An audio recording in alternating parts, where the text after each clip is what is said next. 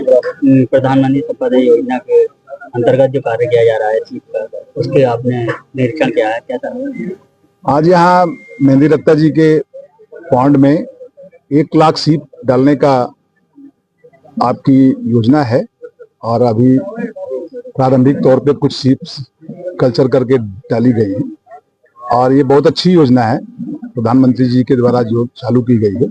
इसमें मिनिमम 10,000 सीप को 15 बाई 15 के तालाब में खोद करके, जो कि तालाब भी सरकारी योजनाओं से खोदा जा सकता है, केवल पानी की अवेलेबिलिटी चाहिए और जो भी पैसा लगेगा सीप का वो 62 रुपया एक सीप का कास्ट आता है, जिसकी 50% सब्सिडी गवर्नमेंट ऑफ इंडिया दे रही है। बहुत अच्छी योजना है, इसका सभी को लाभ उठाना चाहिए।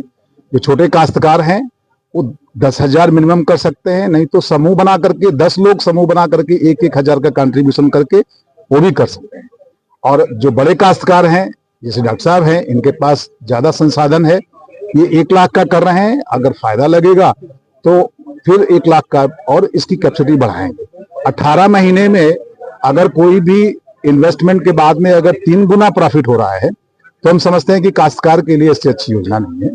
और सभी काश्तकारों जो सक्षम हैं, जिनके पास जमीन है, तालाब खुदवा सकते हैं और पानी की अवेलेबिलिटी है, उन्हें ये इस योजना का सभी को लाभ उठाना चाहिए। ये प्रधानमंत्री संपदा योजना के तहत जो बीज की खेती का कार्य किया गया है, उसका शुभारंभ क्या सर? सर, आज जो है हम लोगों ने अपने यहाँ पर प्रधानमंत्री मत्स्य संपदा योजना के अंतर्गत पर्ल फार्मिंग का स्टार्ट किया है। पर्ल फार्मिंग मतलब मोती की खेती है। मोती जो सीप है, हमने वो सीप 50,000 सीप से हमने स्टार्ट किया अपने पॉन्ड के ऊपर और उस एक सीप के अंदर हम लोग ऑपरेशन करके 2 मोती, 2 उसमें न्यूक्लियस डाल रहे हैं ताकि उसमें 2 मोती हमारे पैदा होंगे। और ये हम लोगों ने एक इंटीग्रेटेड फार्मिंग मॉडल के साथ में स्टार्ट किया हुआ है। हम उसके साथ में मछली भी करने वाले हैं और इसमें हम लोग लगभग ये सीप जो है हमारी 14 से 15 महीने में लगभग तैयार हो जाएगी, जिसके अंदर हमारे 2 मोती निकल आएंगे।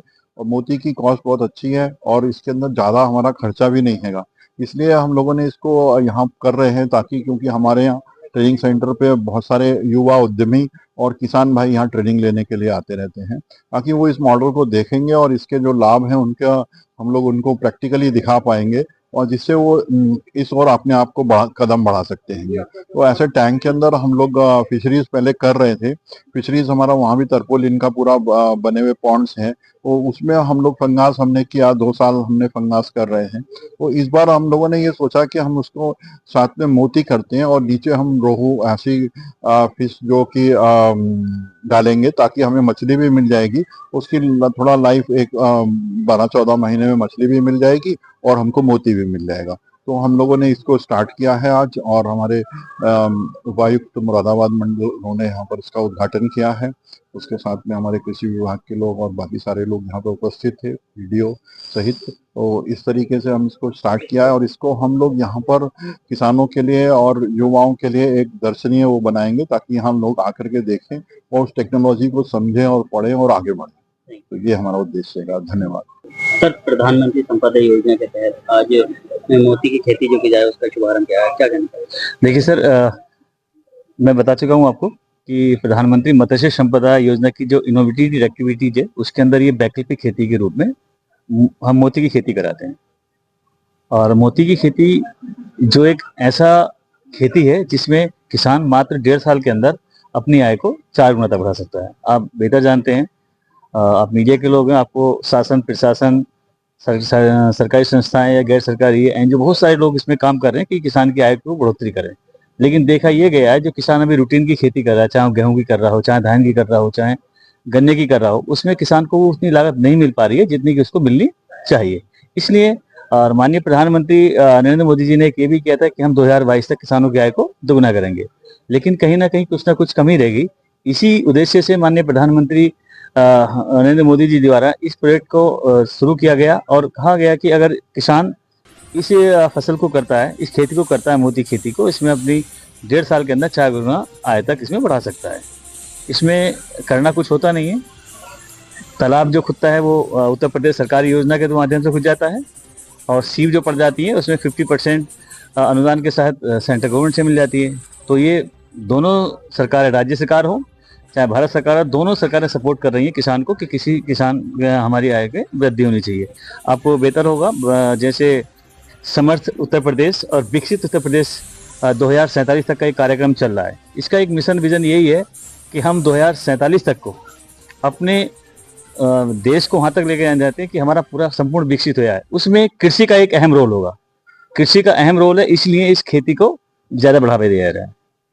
सर ये पहला फॉर्म है, इससे पहले भी और कोई? नहीं, देखिए मैं आपको बात करता हूँ मुरादाबाद मंडल में। तो मुरादाबाद मंडल में बहुत सारे प्रोजेक्ट हम लगा चुके हैं और मुरादाबाद मंडल में सबसे ज्यादा प्रोजेक्ट हमने संभल में लगाया था और वहाँ के जो आदरणीय जिला अधिकारी महोदय हैं उनका बहुत सपोर्ट हमें मिला है। वहाँ के मुख्य विकास अधिकारी उनका बहुत सपोर्ट मिला था। वहाँ के कृषि विभाग की जो टीम है उनका बहुत सपोर्ट मिला था। तो हमने सबसे पहला प्रोजेक्ट वहाँ पर स्टार्ट किया था। आज वहाँ पर काफी प्रोजेक्ट है और मुरादाबाद के अंदर ये आज 5वां प्रोजेक्ट की हमारी स्टार्टिंग हुई है, जो माननीय इन्होंने अपर आयुक्त महोदय जी द्वारा इनके माध्यम से इसका ओपनिंग की गई है। जो छोटे कृषक हैं वो किस तरीके से इसे कर सकते हैं? हाँ, देखिए ये आपने बहुत अच्छा सवाल पूछा, क्योंकि देखिए आपने आज का जहाँ ओपनिंग देखी है बहुत बड़े किसान हैं, लेकिन बेसिकली क्या है कि छोटे किसान को इसका कैसा लाभ मिल सके। देखिए छोटे किसान के लिए इसका लाभ ऐसे मिल सकता है कि उत्तर प्रदेश सरकार की जो योजना है कि 22 मीटर एक लंबा और 20 मीटर चौड़ा एक तालाब खुदवा सकता है, जो सरकार खुदवा के दे रही है। उसमें अपना ये छोटा सा प्रोजेक्ट स्टार्ट कर सकता है। उसमें सीप आ तो सकती है 25 से 30 हजार, लेकिन छोटे किसान उसे मात्र 5,000 से भी लेके चाहे तो स्टार्ट कर सकता है। अगर वो भी नहीं करना चाहता तो उस तालाब के अंदर 2 किसान सम्मिलित हो जाते हैं या 3 सम्मिलित हो जाए, 5-5 हजार करके डालें तो 5-3 यानी एक तालाब में और 3 किसान उसे आराम से कर सकते हैं। इससे एक बेहतर ये होगा कि उन्हें पहली फसल लेने के बाद ये आइडिया भी हो जाएगा कि हमें इससे कितनी बड़ी आमदनी हो रही है, ताकि एक फसल लेने के बाद वो आगे से अपने बिजनेस को बढ़ा सकता है।